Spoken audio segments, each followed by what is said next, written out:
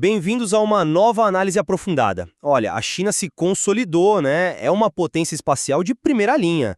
E os eventos recentes, eles só reforçam essa percepção. A gente viu a missão Chang'e 6 trazer amostras do lado oculto da Lua, um feito inédito, e ao mesmo tempo um setor privado super vibrante testando foguetes reutilizáveis. Isso tudo levanta uma questão central. Esse modelo chinês, essa fusão de Estado com planejamento de longo prazo e um setor privado que está surgindo, é a fórmula para a liderança espacial? Ou essa estrutura tem limitações? Eu vou argumentar que essa abordagem híbrida é uma estratégia extremamente poderosa. E eu vou defender a perspectiva de que por trás desses sucessos todos existe uma estrutura centralizada que, no fundo, sufoca a inovação de verdade, a inovação disruptiva e opera com uma falta de transparência que gera desconfiança. Então, o que a gente vê é um crescimento rápido, sim, mas não necessariamente sustentável. Bom, a minha posição se baseia na sinergia que a gente observa. O Estado chinês, ele age como um investidor paciente, sabe? Financiando projetos de altíssimo risco que o mercado privado sozinho simplesmente não bancaria. Pensa na Estação Espacial Tiangong ou no programa lunar Chang'e. A missão Chang'e 6 não foi sorte, foi o resultado de décadas de planejamento. O mesmo vale para o sistema Beidou, que hoje é um rival completo do GPS. Com essa base, os planos para uma base lunar tripulada até 2030 não são ficção, são uma meta de engenharia. E é aí que o governo, de forma muito inteligente, em 2014, abriu as portas para o setor privado. Não para ceder controle, mas para injetar agilidade. Empresas como a Landspace, a Galactic Energy, elas estão respondendo a uma demanda criada pelo próprio Estado, como a mega constelação Gowong. Entendo, mas eu vejo essa mesma estrutura de uma forma fundamentalmente diferente. O que você chama de sinergia, para mim, parece uma gaiola dourada. O progresso é real, claro, mas ele se assemelha mais a uma campanha militar bem executada do que a uma revolução tecnológica que nasce de forma orgânica. O setor privado chinês não é um ecossistema livre. É um conjunto de fornecedores cujo objetivo principal é servir às metas de Pequim. A sobrevivência deles depende de se alinhar aos planos do Estado. Isso recompensa a eficiência, mas penaliza a disrupção, que é de onde vêm os saltos tecnológicos de verdade. E os números mostram isso, né? As estatais como a CASC ainda ficam com a maior parte da receita. E vamos falar das falhas. O foguete Juque 3 da Landspace falhou na recuperação do primeiro estágio. Isso mostra que eles ainda estão bem atrás da SpaceX, que já domina essa tecnologia há anos. E, acima de tudo, tem a questão da transparência. O chefe da NASA não está sendo alarmista quando questiona se o programa civil da China é, na verdade, militar. A linha é tão tênue que a gente não consegue ver. Mas espera aí. Você menciona a falha do Juque 3, mas seletivamente ignora o sucesso do Juque 2. O foguete da Landspace foi o primeiro do mundo a atingir a órbita usando metano e oxigênio líquido. Isso é um marco tecnológico que nem a Starship da SpaceX tinha alcançado naquele momento. Chamar isso de imitação é simplesmente ignorar os fatos. Isso é inovação de ponta. O governo não está só ditando ordens, ele está cultivando um ecossistema. São centenas de startups espaciais, uma competição interna que acelera o desenvolvimento de todo mundo. E Pequim até flexibilizou as regras de IPO para essas empresas, para que elas consigam financiamento com base em marcos tecnológicos e não em lucro imediato. Certo, mas que tipo de competição é essa? É uma competição gerenciada, dentro de limites muito bem definidos. O objetivo final já foi traçado: servir as grandes constelações estatais que vão precisar de, 700, 800 lançamentos. A SpaceX não se tornou o que é hoje para cumprir uma cota da NASA. Ela criou o próprio mercado com a Starlink. Ela redefiniu o que era possível. As empresas chinesas estão, na prática, competindo para ver quem atende melhor o seu cliente principal, que é o Estado. E como a gente pode falar em autossuficiência quando os próprios dados comerciais da China mostram um déficit contínuo no setor aeroespacial? Eles ainda dependem de componentes de alta tecnologia do exterior.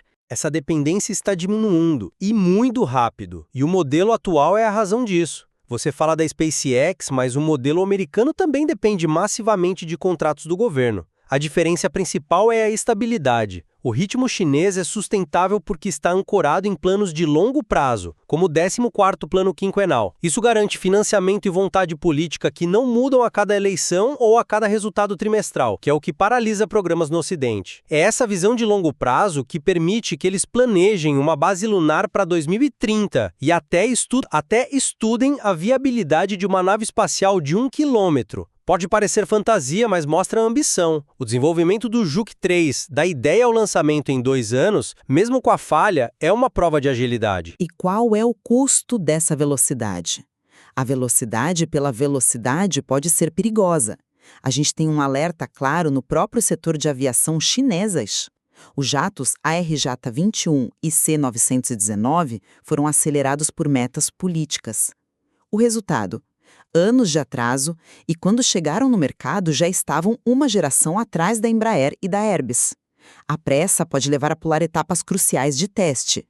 Será que a falha na recuperação do Zuki 3 não é um sintoma disso? De uma cultura que prioriza o lançamento em si e não a robustez da tecnologia?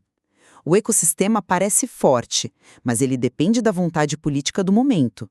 Se as prioridades em Pequim mudarem, tudo isso pode ruir, porque não tem uma base comercial própria para se sustentar. Eu discordo que a base seja frágil. E essa visão de uma China isolada também não corresponde à realidade. O programa espacial dele está cada vez mais aberto. A missão Chang'e 6, por exemplo, não foi uma missão só chinesa.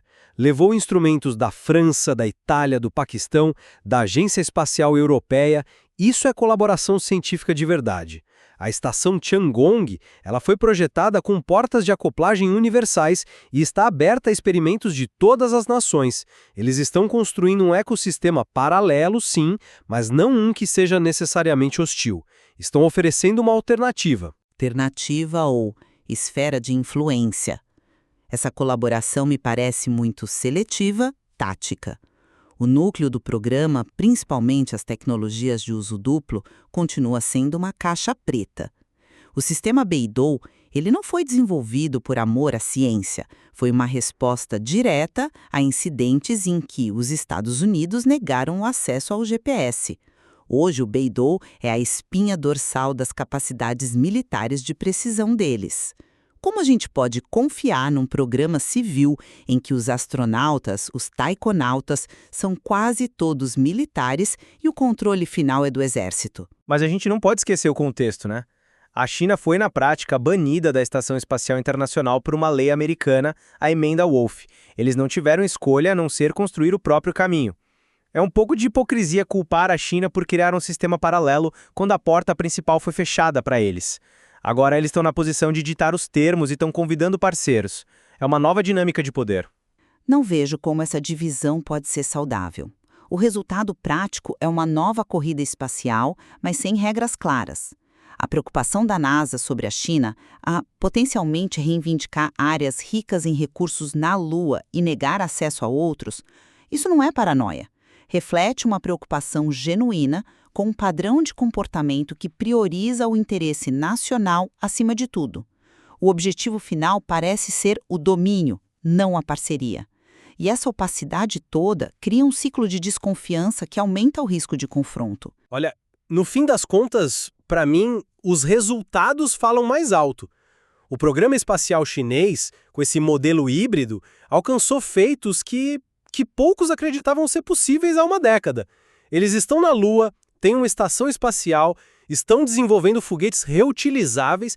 Essa combinação de visão de Estado com a energia do setor privado criou um motor de progresso que é inegavelmente eficaz, posicionando a China não só como um seguidor, mas como um definidor de tendências. E eu concluo que essa fachada impressionante de conquistas, ela esconde vulnerabilidades bem críticas.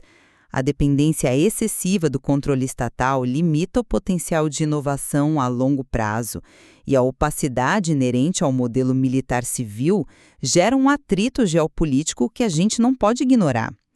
O setor privado é vibrante, sim, mas ele está acorrentado às diretrizes do Estado.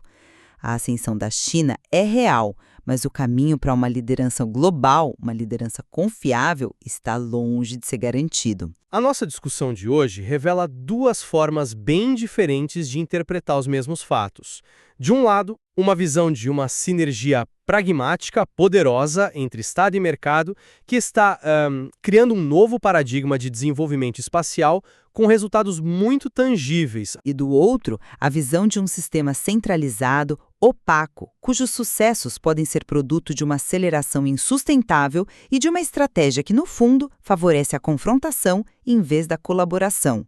O material que a gente analisou hoje oferece evidências para os dois lados, deixando claro que o futuro do poder no espaço, ele está sendo reescrito diante dos nossos olhos.